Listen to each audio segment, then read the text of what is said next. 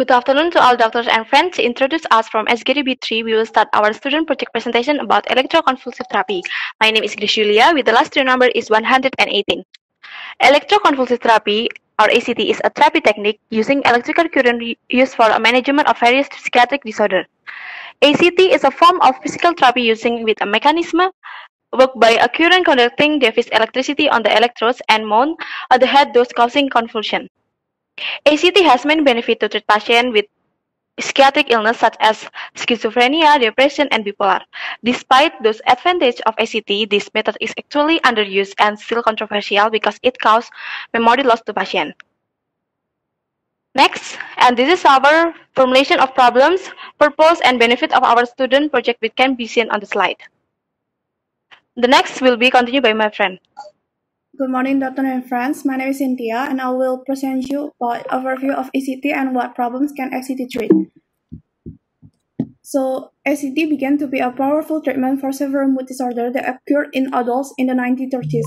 The result provided by the ACT turned out to provide great positive feedback in the field of psychiatry, with a remission rate for depression and other conditions of over 80%.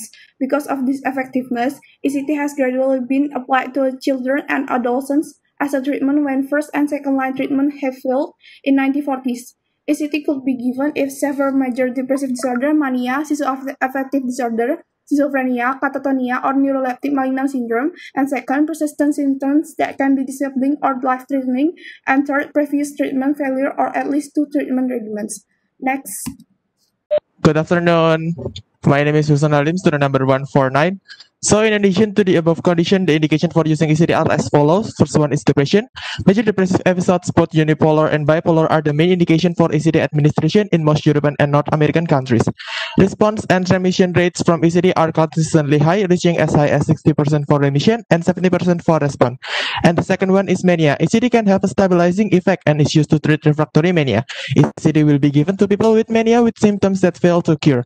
However, most mania can be cured with medication, so the use of ACT is only given when the delirious mania occurs, which makes ACT the urgent indication.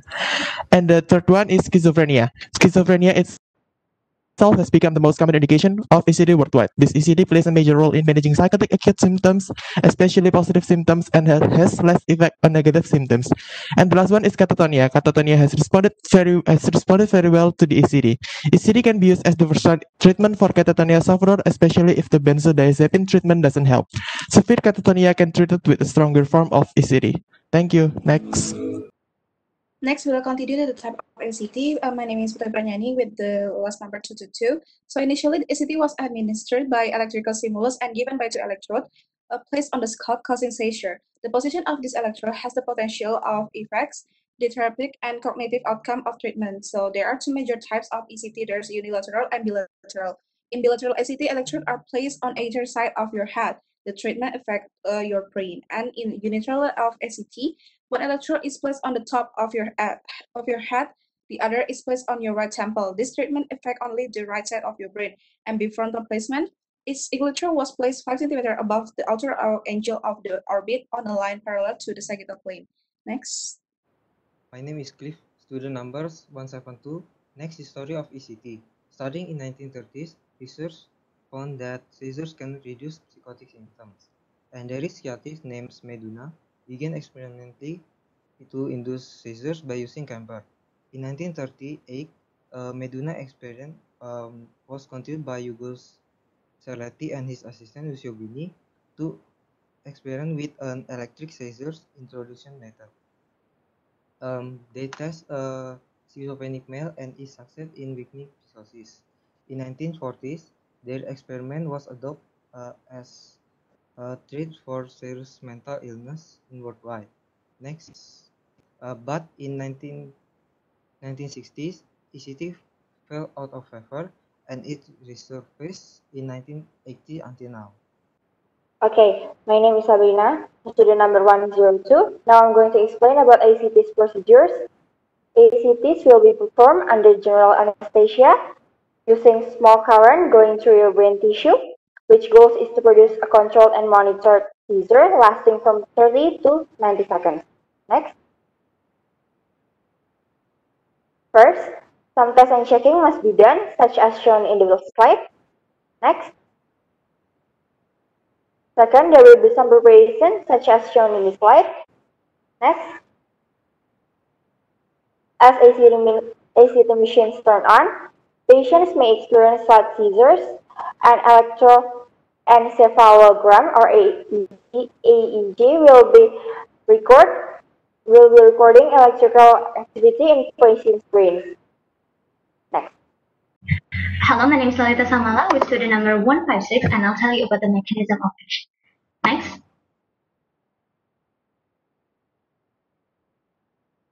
Although it has been known and used since 75 years ago, everyone still has a poor understanding about its mechanism of action.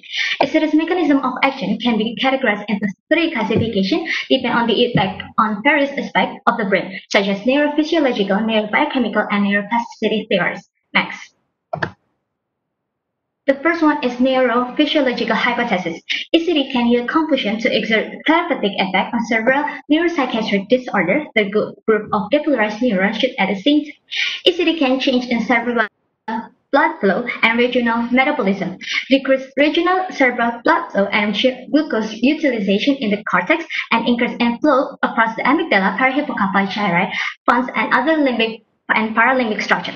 ECT can change in blood-brain barrier, increase brain-derived neurotrophic factors levels, angiogenesis and neurogenesis because the release of certain neurochemical from circulation to brain parenchyma. Thank you. Hello, my name is Dani Prema with the last student number is 182 and I will continue the presentation. So the next is neurobiochemical hypothesis. So in this hypothesis said that ECT can influence the release and expression of some neurochemicals in the brain, including hormones, transcription factors, neurofactors, and neurotransmitters. It also can provide direct stimulation of axial structure, including the encephalon and some hormones. The study have shown ECT increase the expression of certain inflammatory cytokine temporarily. The next is Next is neuroplasticity hypothesis. Continuous and prolonged brain structure has reported occurs in patients with psychiatric disorders. It can changes at gliogenesis, angiogenesis, pathogenesis, dendrogenesis, and from study showed it can alter the connectivity with the functional network as well as between different network and patients with version that associated with processing of emotion, internally or externally oriented attention, and top-down regulation of attention and mood. The next will be presented by my friend. Thank you. Okay, thank you for the time. I'm Joshua with student number 035. I'm going to present about the benefit of ECT. Next. There are several therapeutic benefits of ECT. First, ECT can be used to cure Alzheimer's disease, specifically for agitation and aggression. Secondly, it can be used to treat ECT indications such as schizophrenia, depression, and mania. Third, it can be used to treat continuing symptoms that doesn't dissipate even though through psycho medications. Fourth, it can decrease dangerous thoughts such as suicidal thoughts. And fifth, it can cure other mainstream mental disorders such as bipolar disorders and others. ECT also proves to have rare adverse effects and is dependent on the patient itself, such as factors of core body temperature disorders and synaptic plasticity defects. ECT also proves to be beneficial because it can lessen the number of psychotropic medications needed for one to be cured, and it is also proven to be safe according to several studies. Hence, it can be concluded that ECT proves to be beneficial. Thank you.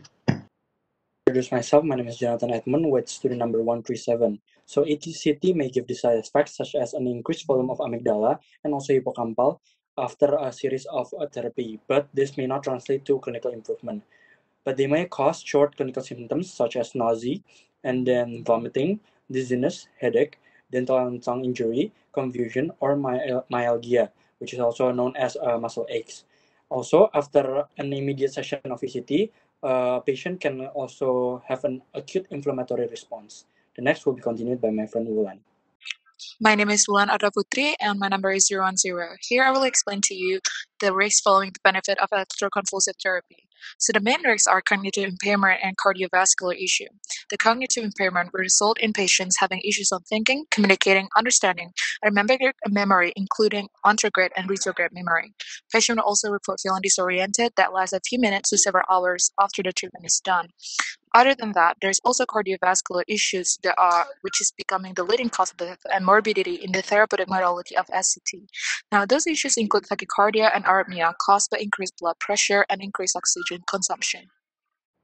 Hello, my name is Jeremy with student number 083. So, next, the effectiveness of SCT.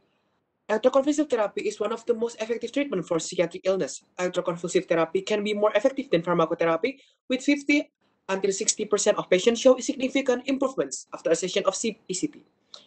Beyond its rapid clinical effects, ECT is also correlated with the lower psychiatric hospitalization rates and decreased long-term risk of suicide and all-cause mortality.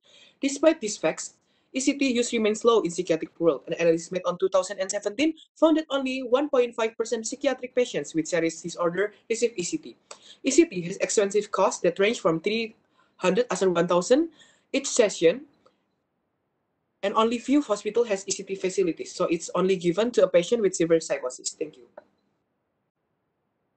My name is Nicole, number 65. So for the conclusion, electroconvulsive therapy is one of the oldest treatments performed under general anesthesia using small electrical current transfers brain tissue. There are three categories of ECT mechanism of action depending on the effect on various aspects of the brain, such as neurophysiological, neurobiochemical, neuroplasticity theories. And patients who want to do this therapy must have done some tests, preparation, and procedure to qualify themselves. ECT treatment has many benefits. Some of them are preventing uncontrolled agitation and aggression in Alzheimer's, schizophrenia, depression, mania, and bipolar disorder. This treatment also has some side effects and risks, such as vomiting, dental and tongue injury, confusion, headache, myalgia, cognitive impairment, possibility of memory loss, and cardiovascular issues. Despite its risk and side effect, ECT therapy has more effective and rapid results compared with pharmacotherapy. Thank you.